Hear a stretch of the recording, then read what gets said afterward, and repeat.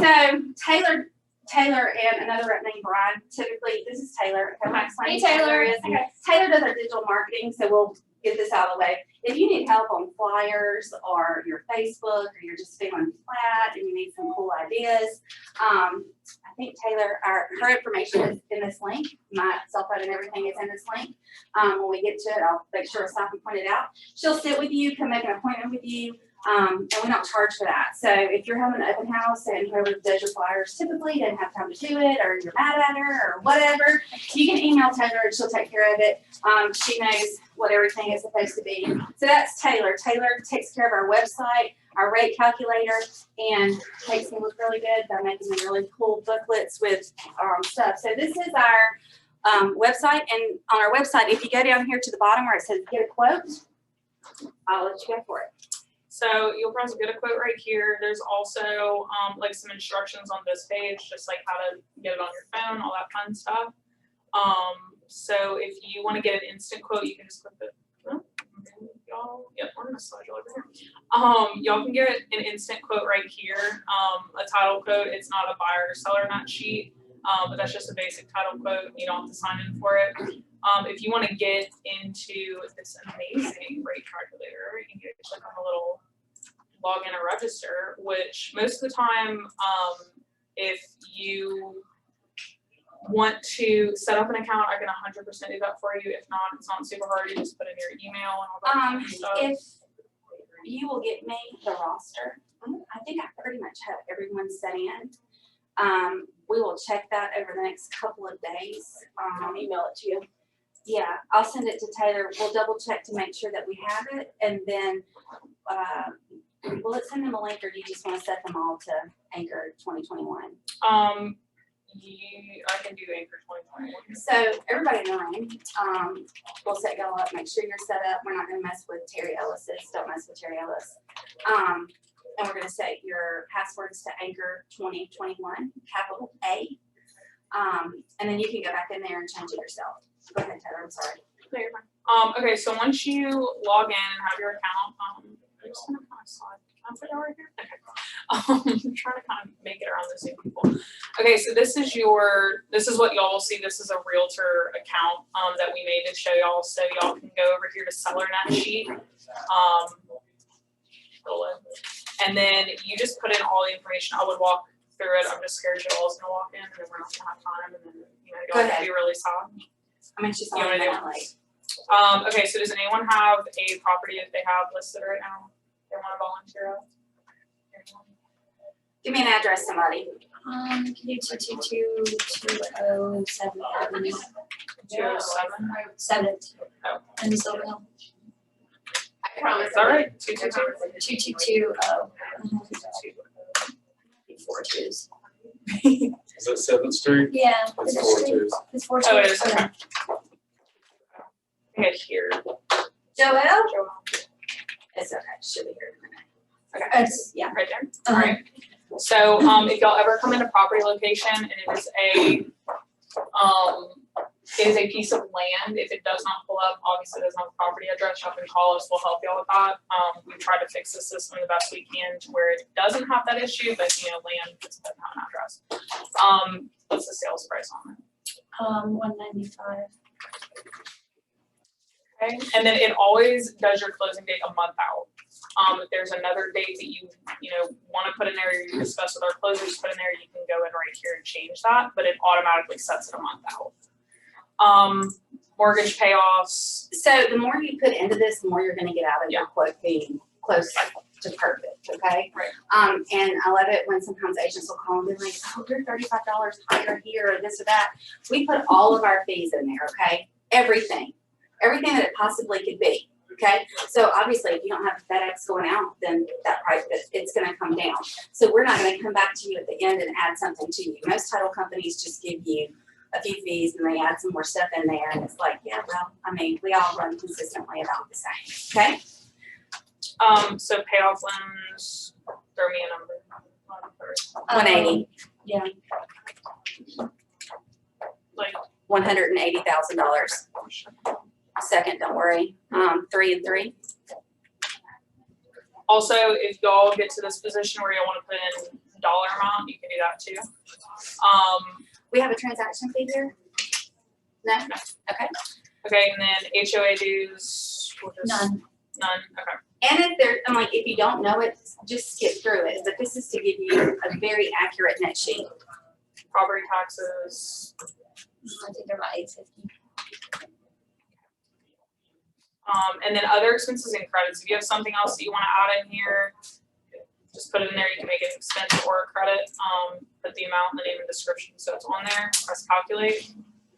The second you're done calculating, save it, so you don't lose it. And we'll just do one, save it. And it will just pull up the seller net sheet with everything on it. All of your title fees are there, your mortgage payoff, HOA, everything, grand total will tell you when you did this.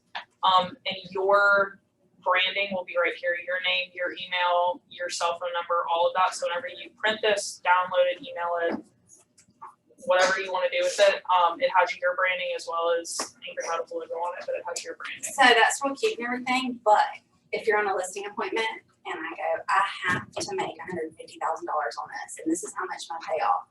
You go in there and you hit sell to net to sell, right? Sell net. Net to sell. Pull me down. Go to home. All estimates. Sorry. All estimates. Sell net. So that it just puts everything in there reverse. So it's cool when it tells you the grade, right? Also shocks me when my heart starts going crazy. And I'm just kidding, hadn't done that. So that's really a cool thing just to be having at your disposal. You can have it on your phone, scan it. What do you call that thing, Taylor? Oh, QR code. Yeah, and you can get it on your phone as well. All right. So Anchor Title, contract to close. I'm gonna start without Joelle. You put that over there for her when she gets here. Like I said, first time doing it digitally, so everybody can see it on their screen. So you're in the contract to close class. We have 7 locations. We have Lynn in the back, who's our title rep in the Mobile area. Okay, so if you have any questions or something going on over there, you can contact her. So we have Mobile. That was our first location. And then we have Orange Beach. That was our second. Then we actually have Pensacola. We have 2 offices there now. And then we opened Gulf Shores, and then we have an office in Birmingham. So we've had some situations here lately where we've had customers buying a piece of property down here, but they live in Birmingham, and what's been really cool is we can just send that to the Birmingham office, and they'll take care of it. So no matter where you are in the state or in Pensacola, you're selling a property over here, the people work in Pensacola. I mean, we used to go see a certain surgeon at the hospital. Of course, they don't listen anymore, but we would meet this doctor at the hospital for him to sign his documents. So we've run into that a couple of times where they live in Pensacola, and and the Mobile office is able to go out and see them. And I tell you all of this, but I'm also going to tell you one other thing. If you have a situation, can't remember who the agent was, but it was here recently, and this lady had cancer, and she didn't want to do a power of attorney. Does this sound familiar to you?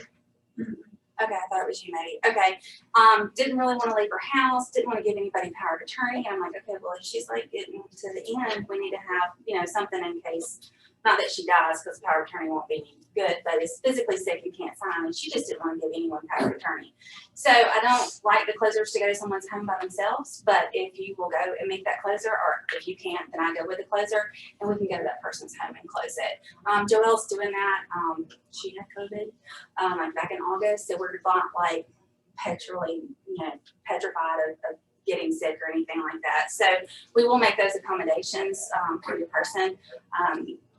And that's just something that's like a normal for us. Okay, so everybody knows where our offices are. I do business development, do the title classes. We help you with open houses. If I need help, Taylor's and Daphne. If you have something going on up there, she can do an open house for you. There's also another guy in Daphne. His name is Brian Griggers. So he will be happy to help you there. Okay, contract to close class. I can tell you the first thing right now is it's a little small. This computer is hard to see. So we're going to go over some vocabulary words, because if you don't get this, then you're not going to get the rest of the class, okay? So a contract, that's a purchase agreement between 2 parties, and that's, that's what you fill out every day. But have you ever noticed when you send it to a title company, they go, hey, thank you for your order, because it's an order for us to do title. You're not Joelle. Yeah, she needs to come on. I'm going to teach this. It's going to be a quick class. Did everybody get food? If you wanted food, there's chicken salad, chicken there. Okay, so when you send us a contract, we then say, hey, thank you for your order. You will get that response almost immediately. Our closers have 1 to 2. Some of them have 3 assistants, and they're in their email. They're copied on all the emails. So if you don't get a response within 30 minutes of sending the contract over, you might need to pick up the phone and call somebody to make sure you send it to the right email, call me, whatever, and we'll make sure that gets done. Don't ever think the other agent, even though it's their responsibility to send it over anyway, okay?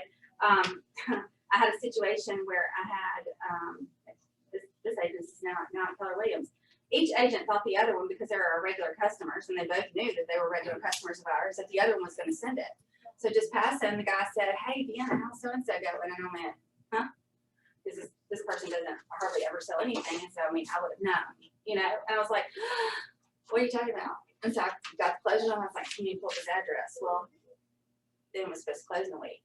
Well, we send out weekly updates. So these 2 regulars of ours hadn't gotten any updates, and they didn't call and check to see if we'd gotten the order. So we still made it happen. That's what's great about Anchor. We do our own research. So we were able to take that and turn it around really quickly and get it to close. So before you call your buyers and say, hey, we forgot to send the contract, how about you call me first? Yeah. And through this, I'll stop and kind of tell you little stories to kind of make sure things stick for you, okay?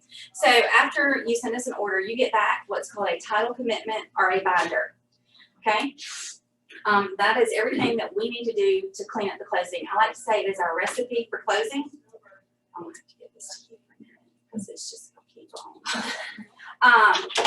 It's our recipe for closing. So it tells us everything within that transaction that we need to do to get us to the closing table. Can you pick up the phone and call Joelle? Because I'm about to oversell myself in a minute. No, I'm kidding. I can do this. Owner's policy of title insurance. So you never want to close a piece of property without having an owner's policy of title insurance, okay? We won't close a piece of property for you. Now I'm going to really throw a hinky in it. So you got a relocatable estate. What is a relocatable estate? Terry, come on. What do I call relocatable estates? Trailer house. Oh. Yeah, we don't close trailer houses. Okay, that is not. It's kind of complicated when you get into trailer houses. Okay, because it has a tag on it, and they have to, do it like your own car. We don't do trailer houses because when a title company typically has a title issue or they get a claim against them, it's involved. I mean, that's when we go to conferences, that's all our underwriters say. So we just looked at each other, Joy and I said, we've come to the point in our title careers that we can just say, yeah, no. So we don't close trailer houses. Very complicated. Single wide, park model. Nope. No. Mm-mm, What not about an RV lot? Yes, Okay. an RV lot because that is real property. But the RV would be the same as, no. Tag. Yeah, as a tag. If it gets a tag, her ETA, please. She said she's on a canal. Thanks. We've been doing these classes for like 5 years together, so I promise y'all already did. She said, of course she's there. I am the be all end all. And she goes, no, I'm kidding. Deanna could do this by herself. I really could. And the only reason I like the closers to come to these classes is that they're doing this. They're in it every day. The only time I really get y'all is when there's a problem. And then it's just really complicated. Okay, so our title commitment is what we clean up everything with so we can get to closing. After we get to closing, about 30 to 60 days, we have up to 90 days, okay, to get your people an owner's policy of title insurance. We're a insurance company. Isn't that cool? We sell insurance. We insure the transaction. Okay, we insure it from the day we close backwards. We are providing clear title. So if something of record comes up that has been recorded and we missed it, we pay for it. Hey, we totally forgot to hand you out. I was looking at Which is cool because they want you to look at it anyway. You got one? Lynn, you got one? Yeah. I hate to be so fumbly, y'all, but like I said, this is the first time doing it digitally and not having like the papers to flip in my hand. Tangible? is kind of odd for me. So thanks, Austin, for giving me some grace today. So you're gonna get that policy in the mail, between 30 and 90 days after closing, okay? And this is at the end of closing, and we tell people this, just keep all that information together, okay? Because if they keep all that information together and they go to sell that house, this is how you're gonna get some, return business, is you tell them, when you get ready to sell this property, keep the papers that you receive in the mail, because the title company, we give reissue credit on whoever the underwriter is. Most title companies only give a reissue credit. So a credit for giving me your owner's policy of title insurance, okay? It's a booklet, it's a jacket, so we need the whole thing, okay? So when you're on a listing appointment, you can go ahead and ask your people, say, hey, do you have this, because we can get you some credit. It's not that much, but if they bought last year and they're getting relocated for work, that title credit is gonna be pretty significant. You wanna look like, doing the best they can to save them money. All right, so we went over what title insurance is that it covers from the day we close the property backwards, okay? Are we good with that? We got any questions so far? Terry? Okay, this is my favorite one, wire fraud. Please do not get in the way. You're listening to that song I used to play. So I had this really cool song that I used. Joelle! Hi, Joelle! We've already gone over the rate calculator, and we're talking about wire fraud. And we've gone over vocabulary words, so you know where you're at. And you're digital, so see, there are people online. We should have all clapped when we heard of her, but I would have just made it much more exciting. A little more exciting. Wire fraud. I don't care who your title company is, you need to have a conversation with your customer, okay? Buyers or sellers. We are not the ones getting hacked. Your customer is, because y'all sending them, oh, look at this property, look at that property. Oh, the title company's going so-and-so and so-and-so. And then we send y'all an email and you're like, oh, Joelle wants to talk to you from Anchor Title. And you're putting all of this on the web. There is someone in that computer watching those people on the back. This is how it happens, okay? So they wait until we're almost at closing, okay? We are not going to send someone, okay, I'm not gonna say never ever. We like to text our wiring instructions, because if the FBI can't hack your iPhone, it's really hard to do that. So what that looks like is we call the customer and be like, hey, buyer so-and-so, this is Joelle from Anchor Title. I'm about to send you a text message with our wiring instructions. And of course, we tell them things about the transaction that only we would know, okay? And we send them a picture of that, okay? They can send it to their email and print it. We also tell them these instructions will not change. So if you get notification that these have changed, consider yourself hacked. On our wiring instructions, it also says that the bank has to call and verify those when they get to the bank.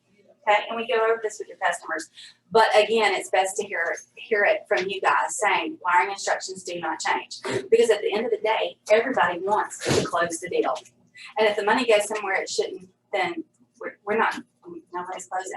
I get chill bumps when I start talking about that, literally goosebumps. There's one title company, I was talking to a closer at another company a couple weeks ago. She personally gets 12 interceptions a week.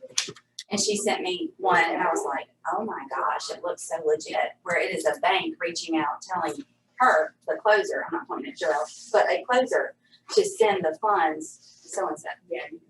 Okay, so we don't trust wires and computers. Okay, so if you get that really ingrained into your customer, talk to the closers on the phone. I will typically 99.9% of the time not give you her wiring instructions, okay? Terry's got an older customer, and she's got to go help them and go to the bank and all this kind of stuff. And Terry's like, they got the flip phone, it's just not gonna work. Terry can come to her office. Our girls will fold up the wiring instructions, put them in an envelope, put a piece of tape on the back of it, and we sign it. And then Terry can take those to her customer, okay? Because we don't want you people involved, okay? So best way to stay out of trouble is just stay out of it. There was one girl at a large company. She was on an email chain about the wiring instructions, and it was a hack job. That real estate agent spent $8,000 to get out of the lawsuit. Okay, so stay out of it. And if you have a title company that frequently sends you wiring instructions, you need to instruct them not to do that. So you've got some wiring instruction information there, just how it happens, and basically I will tell you several times throughout this, stay out of our way, let us drive this car and you drive that car, but it keeps you out of trouble, okay?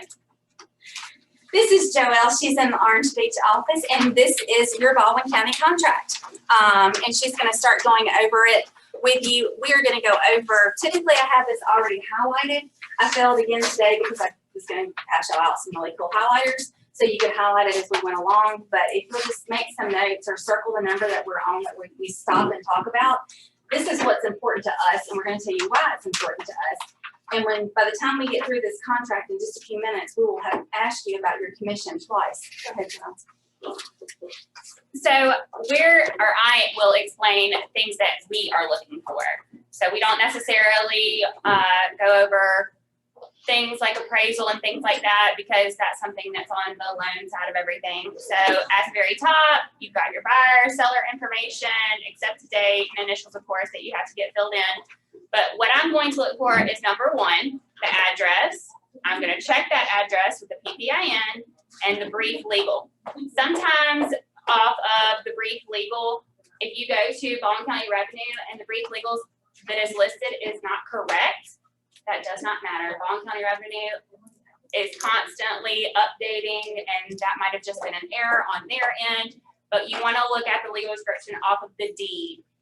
And you can just do a brief legal. If the brief legal is like a unit of a condo, you can say Phoenix 1003 is the brief legal description.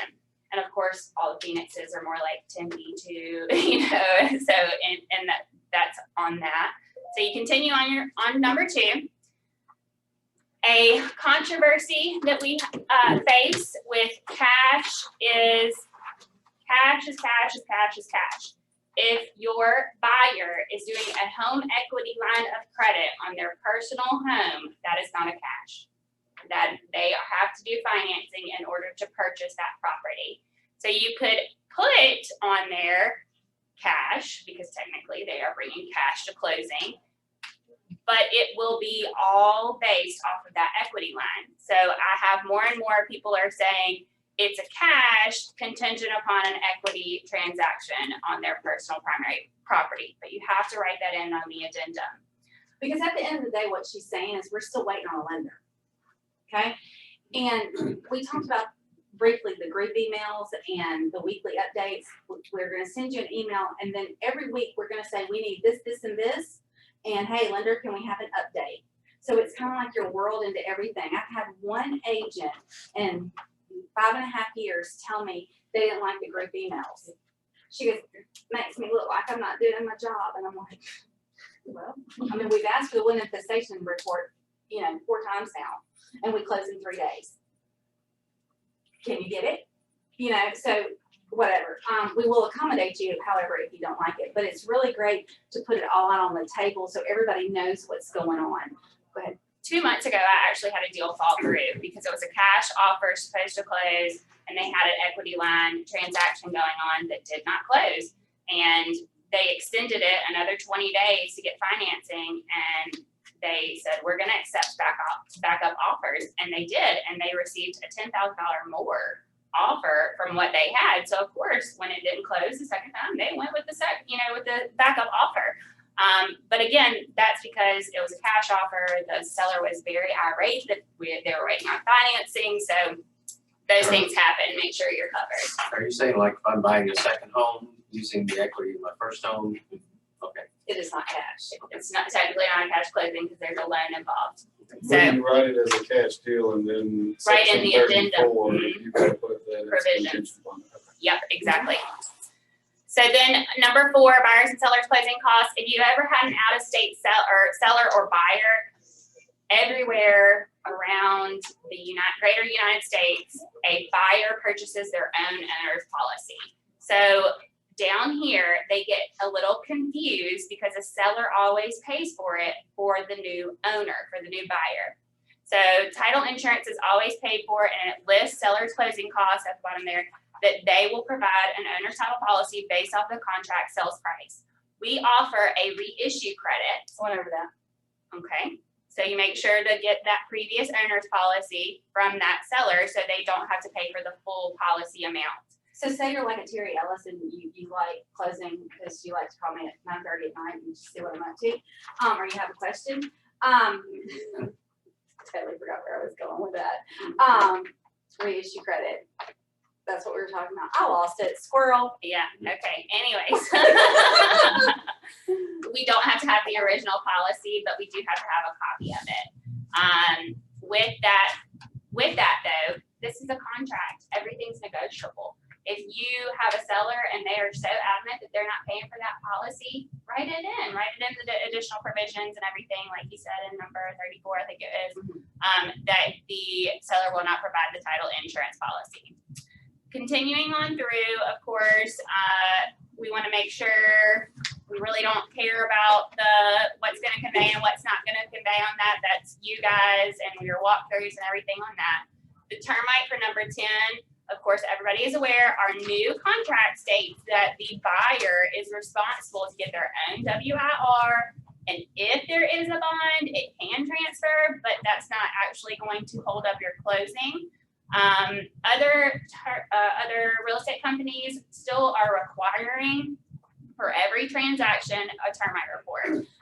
This particular real estate company, so you'll know that you're on that side of that transaction. If we send you back and say, hey, we've got to get a letter from the broker saying this can close without a living gestation report, he sent me a letter in the mail and told me that it was the law that we have a living gestation report. This is about 4 years ago. Well, Booth that used to be over the real estate commission in Montgomery, I'm from Grapple. They used to go fishing at my dad's house. He's like, oh, and I'm like, hey, dude, tell me in your little green book where this is, like what number, like that goes with it. I was like, is it the law? He goes, yeah. And I'm like, okay, tell me the number. I need to find the page. I want to see it. He was like, I'll call you back. And he calls me back. He goes, it's not a law. I said, no, it's a negotiable item in the contract. So, we don't know what someone's going to do with that, but if you ever find yourself on that, one of those opposing places, we'll let you know that you're going to have up. And that's a big change for us in Baldwin County for the new contract. And if you're not paying attention and somebody writes it on an old contract, then I'm going to say, oh, your seller has to provide a termite report. That's a seller fee because that's what the old contract read. And I've actually had a closing here recently that it's on the old contract. You'll see in our updates, it says WIR will buyer be obtaining because technically they don't have to get the report.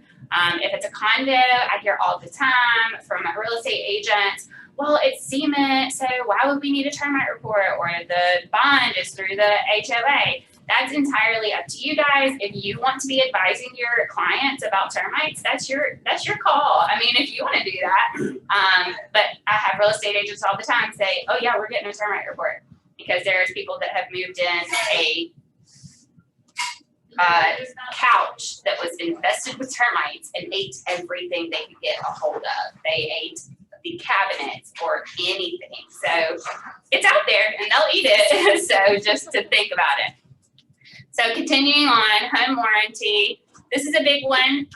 Your home warranty, you're going to want to make sure you have a good relationship with your home warranty company, obviously. But you always want to make sure that you are always putting an amount on there that will pay for that home warranty. If it's going to be $600, $650, put that amount in because it's only $500 there. So your buyer's going to be responsible to pay for the remaining balance, or we'll have to take it out of your commission if you want to give that as a present to your client, of course. You'll want to make sure to fill in or mark seller if you are on the buyer side, of course, because it says on that option, if left blank, buyer's going to pay for it. So constantly, I have real estate agents sending me a home warranty and says, seller has to pay for this. And I'm like, no, you didn't mark it in. So your buyer's going to have to pay for it. Continuing on, title insurance and conveyance. Again, that's that title insurance coverage that the seller is going to pay for the policy. Next page.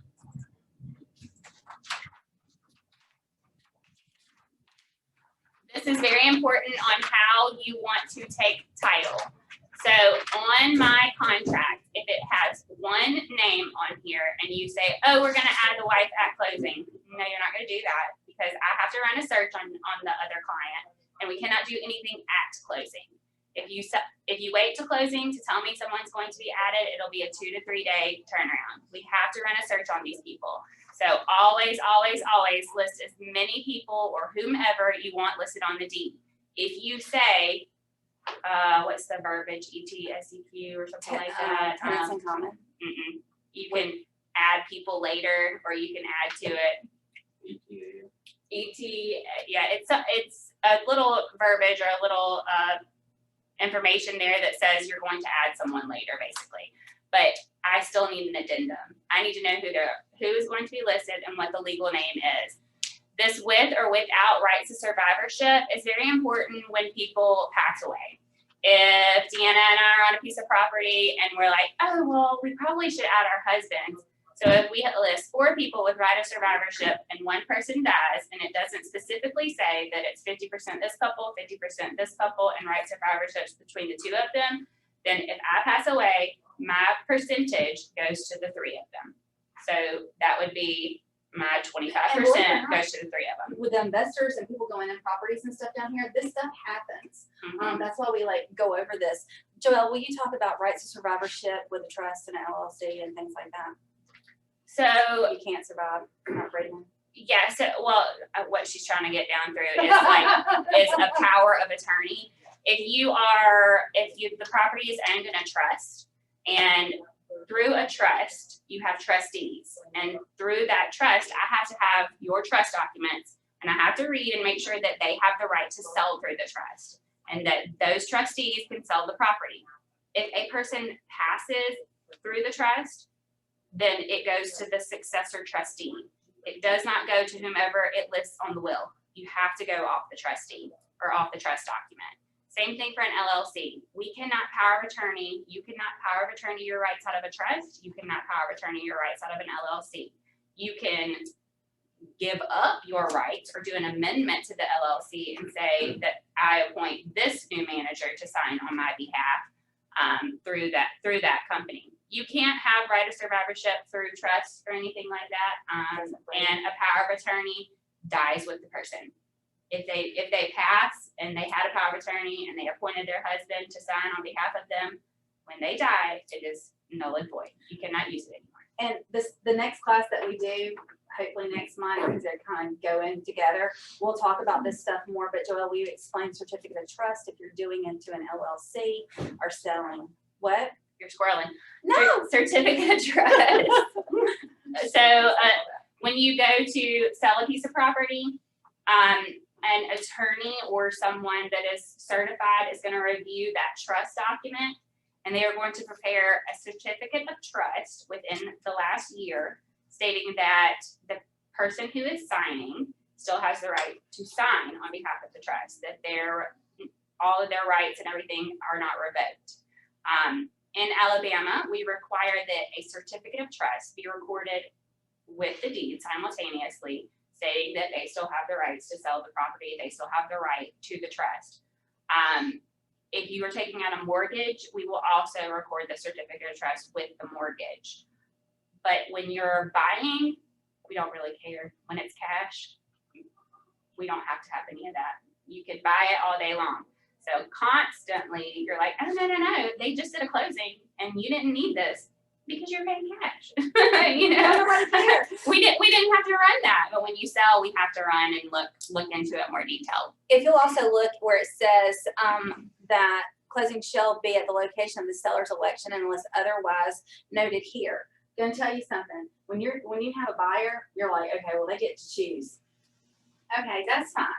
But say, you know, this specific title company, they get hacked, you don't want to go there, whatever. You don't like the girl's dress that she had on the last time she was there. She said something you didn't like, whatever. And you have the buyer. Okay. And you know, you probably don't need to go over there again. Okay. It was a disaster. Are you really doing your buyer any justice by not writing something in, you know, and explaining, hey, I go here and here. You know, we can write it in. Maybe we'll get lucky. I work really well with these people. I can get her on the phone at 10 o'clock at night.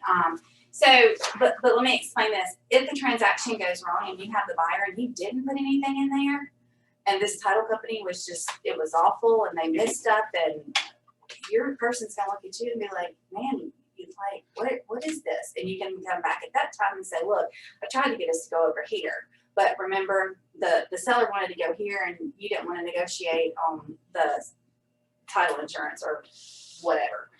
They ask. So, don't leave things blank. Trying to get a relationship with somebody and put something there. Okay, go ahead. So moving on to number 17 with owners association and assessments. Here recently, we are having a lot more escrows for, of course, hurricane assessments or HOAs. That's fine as long as we have all the information provided prior to closing that can be accommodated. Or at closing, I've had here recently, real estate agents come to closing and say, "Oh yeah, we need an escrow for the roof repair." We have an escrow agreement. We will hold escrow proceeds from the seller if that's what everyone agrees to. We have to have a date of how many days we need to hold these funds, and if there is a balance after that date, who those funds go to. And if we're releasing any escrow funds or paying any bills, all parties have to agree. And I need something in writing stating so, whether it be an email from all clients or an addendum signed.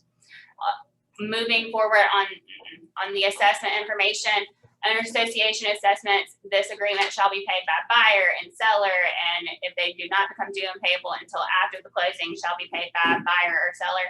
Make sure those forms that is filled out accurately based on whichever client you represent on what you are looking for. Because I have assessments right now that are not due until 6 months after closing, but on the contract it stated that the seller is going to pay for it. So you want to make sure that that assessment's listed on there.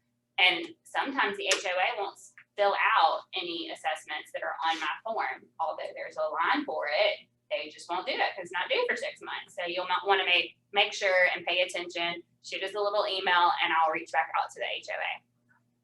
So going forward, of course, closing date and possession and survey information. I'm sure everybody's aware that in the state of Alabama, we do not require a survey in order to close the transaction. Florida, they do. It's a big thing in Florida. You have to have a survey prior to closing. Closings are extended because the survey is not in.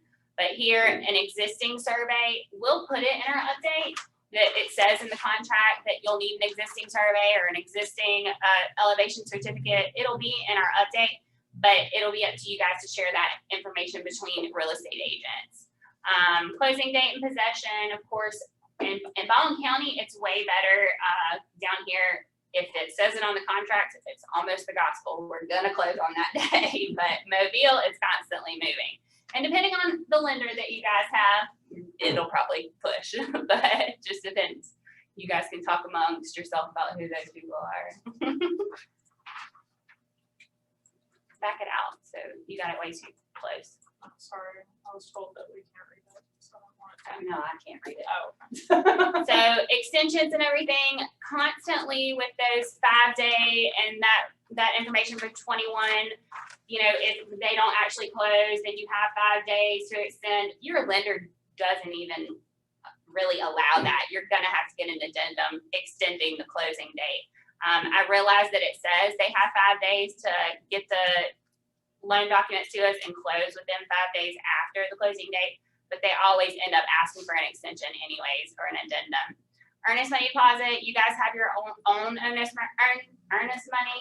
Other real estate companies will send us checks that we deposit, and I know you guys need a copy of that, so just reach out to us and we'll send it to you. We're pretty good about sending it to you though as soon as we get it deposited.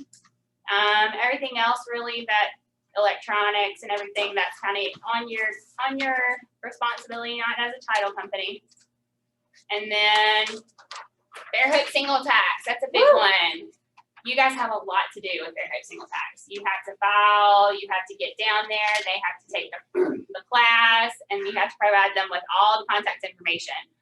I've had real estate agents in the past think that it's our responsibility as a title company. And Fairhope single tax will tell you otherwise. They don't care. She is sassy down there. So just make sure when you're in Fairhope single tax district that you know what you need to get done. And we'll be contacting your brokers in a couple months. We're gonna put on a classes that we do all day in Fairhope single tax. She takes like an hour and 40 minutes. I have to get her going, but we're gonna invite her down and do a Fairhope single tax thing. Again, we did it once before. It was really good for everybody. Okay, ready? condo disclosures, restrictive covenants and things like that. If you need any of those, of course, it's on Delta Computer Systems and you can go down the arrow box and fill in the subdivision or HOA and usually it'll all pull up. If you have any problems though, give us a call and we can get it over to you. Any of the girls in the office can take care of that. And then additional provisions and things like that.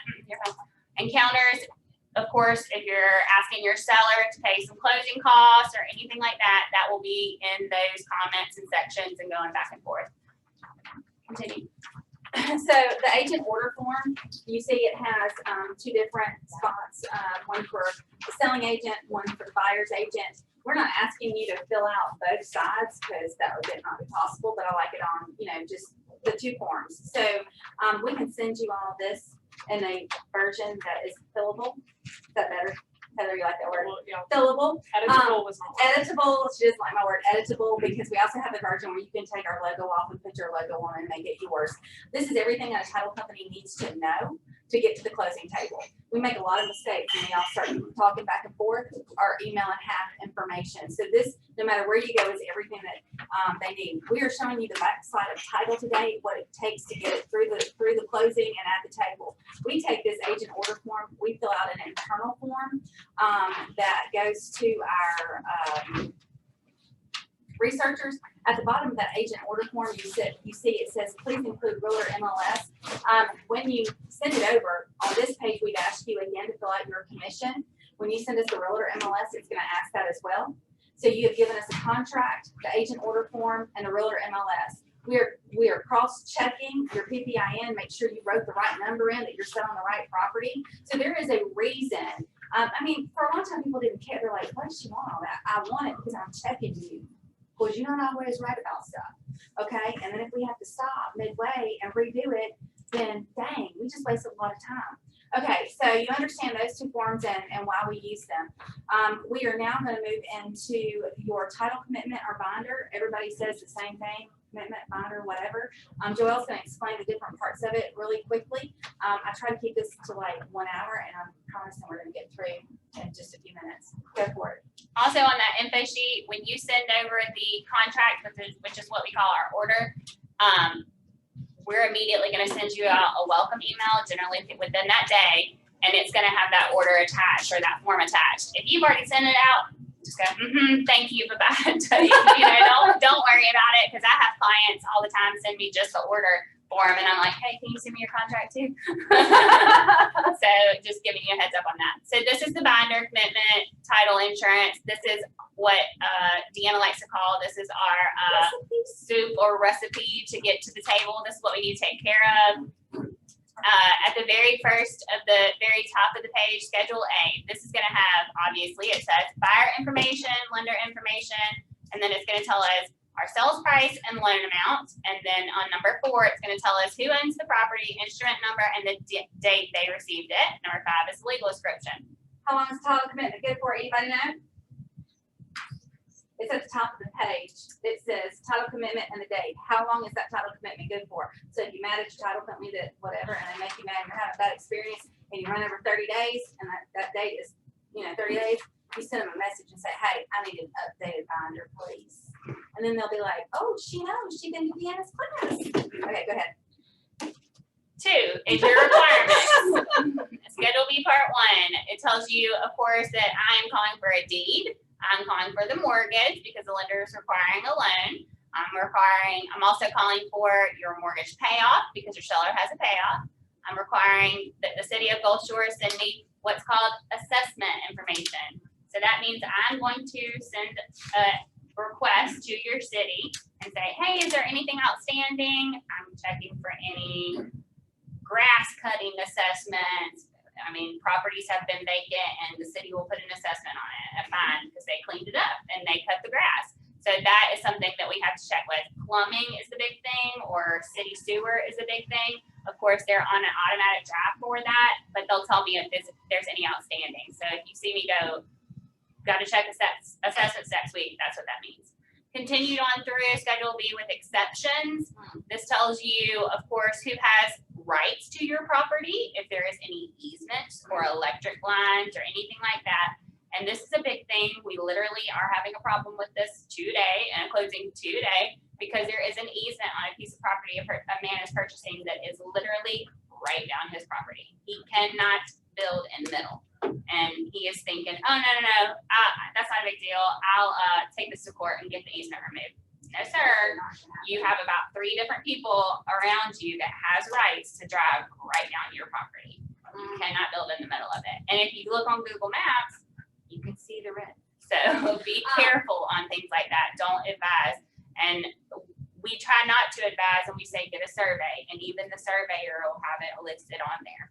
So under the most important part to this, to me, if I was a real estate agent, I would immediately go to the exceptions. Exceptions means that's not what's covered on title insurance, okay? Quickly, we had a gas station in Florida, commercial, everybody, all the way around was commercial. It wasn't the first time the guy bought a gas station either. Commercial loan, lender, commercial agent, everybody was everybody's commercial. On this, it said that it was under a lease agreement with Chevron. And it had 7 years left on this. We ended up in court. Meaning Chevron owns the gas Tanks, the gas, underneath. yeah, and they had to use Chevron gas. Well, guy didn't like Chevron, he wanted to use somebody else. When we sent this title commitment over to everyone, we don't typically color you a picture. Lender And it's included. not, and lender included, it's not our job to know what your person's gonna do with that property. It's not my job to ask him, does he like Exxon or Chevron or whatever? Don't care, not my job. You go stay in your lane, I'll stay in mine. But we highlighted it and sent it over. So after closing, what does this guy do? Drain the gas. Straight gas. Brought in Texas. $60,000 is still Chevron or Exxon or whatever it was. So exceptions to me are like a really important part. So if you're not, first of all, when we first started this, people were saying they never got a title binder or commitment from their title company. I had a broker tell me that. I'm like, you've been doing this for 30 years and you've never gotten one of these. Don't you think you need to know what you're selling? And that said, sometimes you will see bankruptcies or liens or judgments or stuff. Please do not pick up the phone and call your customer. I said, girl, why are you trying to sell this property? It's got a judgment on it. It may not be them. And don't call the other agent saying, what do you mean? Johnson and Smith are very common You know, names. There will be a judgment on there that we have to clear up. Let us figure it out. Don't like being crazy. We'll let you know when you need to be crazy, but let us figure it out. Go. Oh, real quick on the Yes. easement.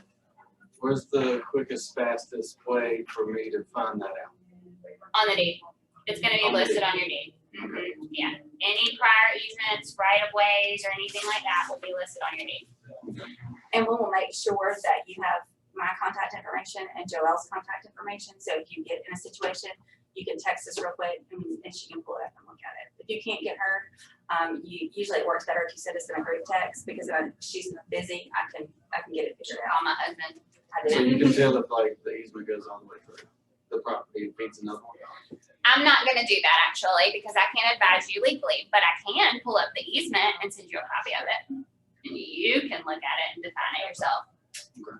But with things like that, you need to look at the survey. You need to have the survey company send it to you because they will literally draw it out for you. What's on And there. when you say, I mean, I'm not a real estate agent, I'm not an attorney, but if you were buying a property, I might even put that in, contingent upon survey, review of survey. Cause you don't know.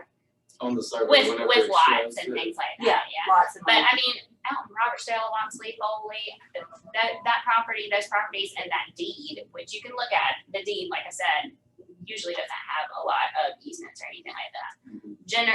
Generally with easements, people around you got together and said, okay, here's $20,000.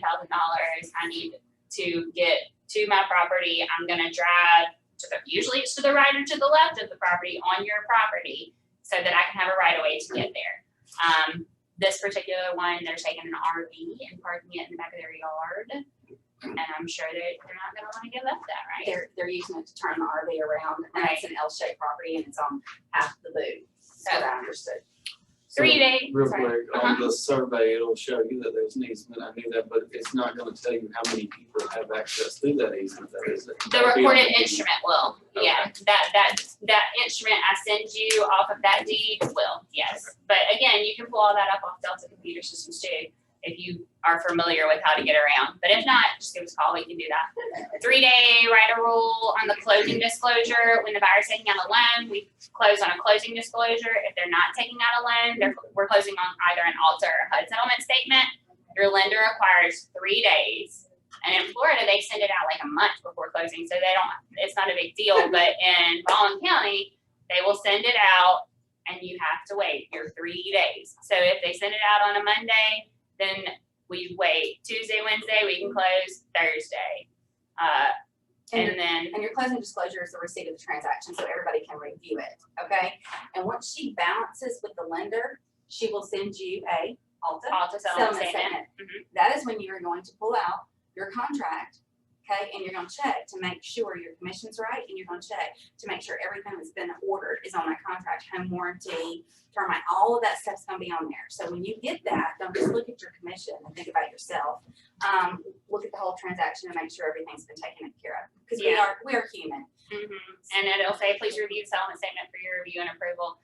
And I mean, even the other day, I had a real estate agent call and I said, I'm loading the CD I'm loading it right now. I'm about to send you everything. I'm actually loading the HOA. And she goes, what are you talking about? There's no HOA.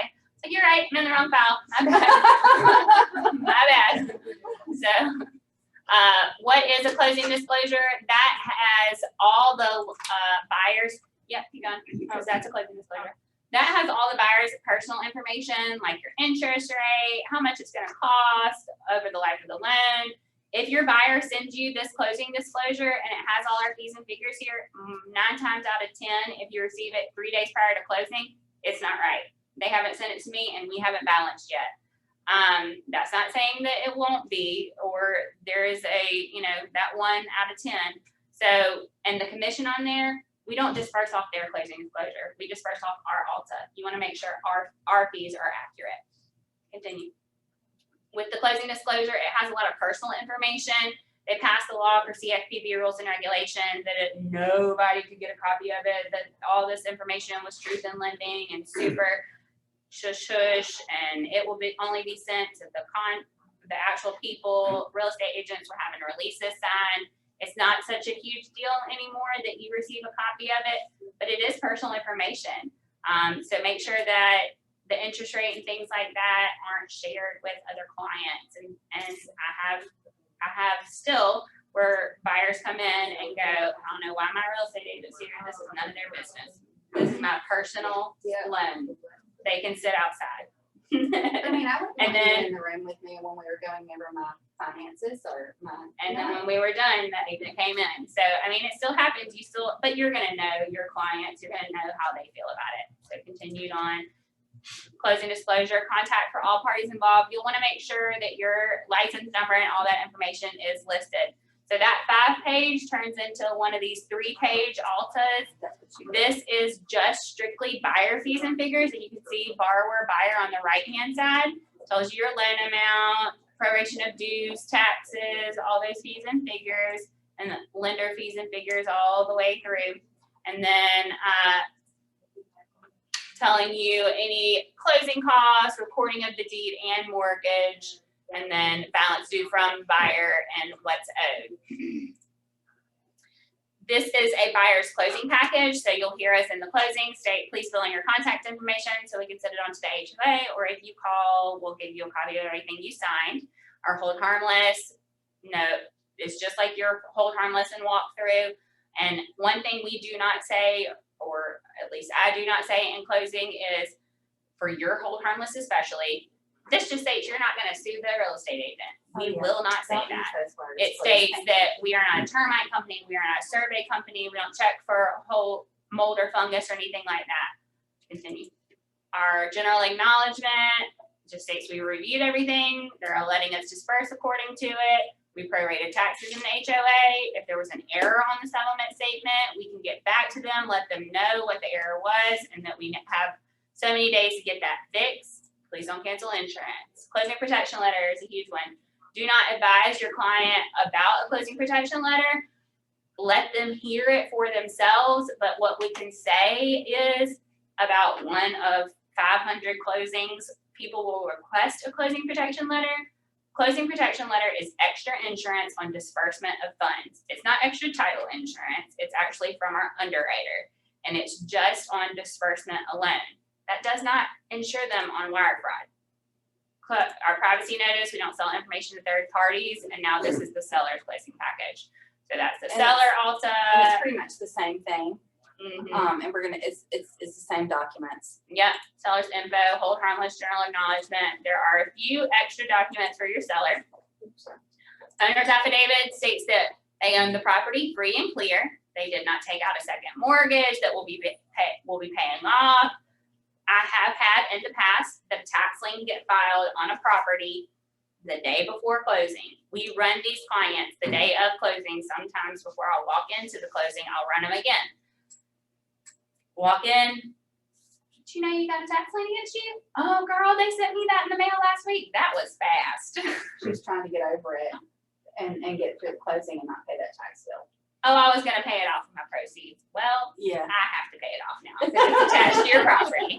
So get me a payoff and then I'll see you in about 2 hours. So So it what Joelle's saying happens. is she reruns the research before she walks into the closing room. So while you're sitting there and we're getting coffee and driver's license and all that, she's checking that. So give her a minute, so that we can get it done properly. Go ahead. 1099. We do not send your clients 1099s after closing. This is what they get. They fill in their social and then they sign and they take that and the settlement statement and they file their own taxes. I'm not 1099ing them after the closing. Meta privacy notice. This is a closing disclosure for the seller and seller only, and continued all the way through. Warranty deed. That's that exceptions we were talking about. See, you'll see at the very top there, numbers 4, 5, 6, 7, and 8. So that's right of ways and exceptions that's listed on the prior deed. And it's signed, of course, and dated. And then this is again This is the our title. commitment binder. You can take that out.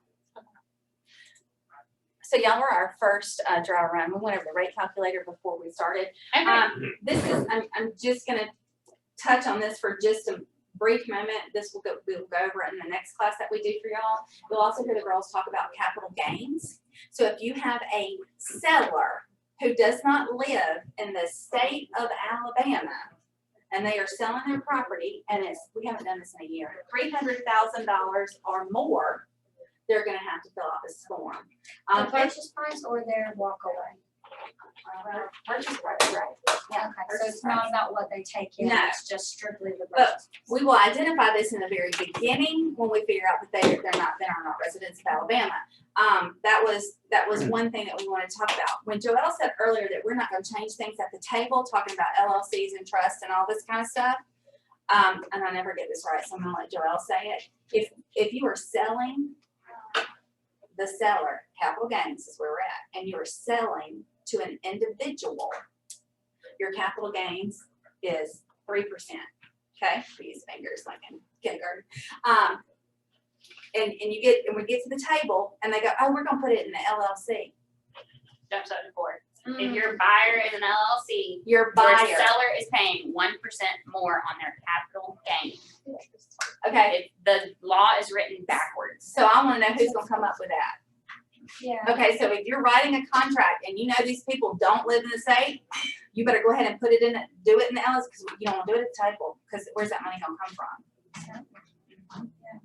Okay. And it Okay, costs the so pay seller attention enough. to that. Yeah. So capital gains was, we got that, Lynn, didn't we? I thought there was one more thing. I think we're good. Do we have any questions? The next class has got a lot of meat to it. It's typically Joelle and one of our attorneys will come with us. We also have 3 attorneys on staff, so, and probably we'll have a 4th here sometime soon. So, you have some title companies, we run them off. You have some title companies where they are lawyer owned. We are owned by Joy Nash. She used to be in banking for years, and how old are you, Joelle? Old enough. I can't tell you. Joelle has had her and Tracy, our senior closer. Joelle's one of our senior closers. This is what your second real job. This is your first real job ever. I don't know, does bartending count? No, it's not. So Yeah, that's my second real job. I did title stuff in Mississippi back when the flood and hurricane and stuff. But yeah. So and Tracy is a year younger than me, so she's 47. Or she's 48 now. She's about the same age as me. She's Just like like birthday. non-committed on anything today. And this is the only place Tracy's ever worked. So, you've got, It's the only job Tracy's ever had. She's Oh. worked at other title companies before. when did she work at a title company? Title insurance downtown. Oh, Mobile. but that was still Joy and Terry. Title Assurance. assurance was Joy and Terry. Title insurance was not. Really? Yeah. But Terry was there, right? He was. Okay, so she's been with the family forever and entitled forever. So that's a good little tidbit for you to know there, Lynn, about some of the history of Anchor Title. Does anybody have any questions? I have a question for Joelle. On your capital gains, is that applied just to Alabama 30% or Florida, or what is that across? the That's an board? Alabama law for property in Alabama.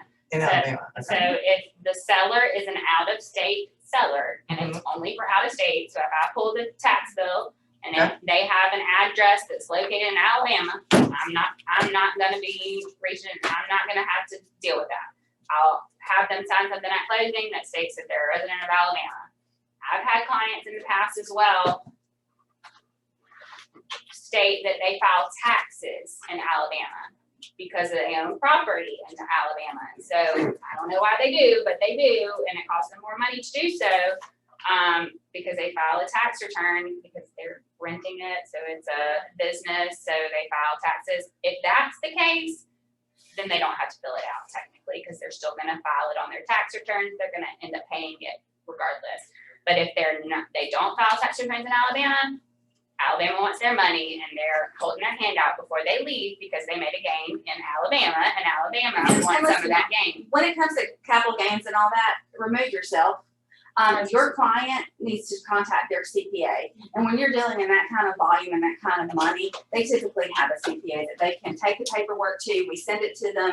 So get out of. And to an extent, we remove ourselves too, Yeah, because the we really CPA really needs to fill that form out for them. Did anybody learn anything new today? Yes. Oh, good. Okay, so it was a good class then. Also, if any of y'all wanna use our rate calculator, you can just scan that with your phone camera and it'll pull it up automatically.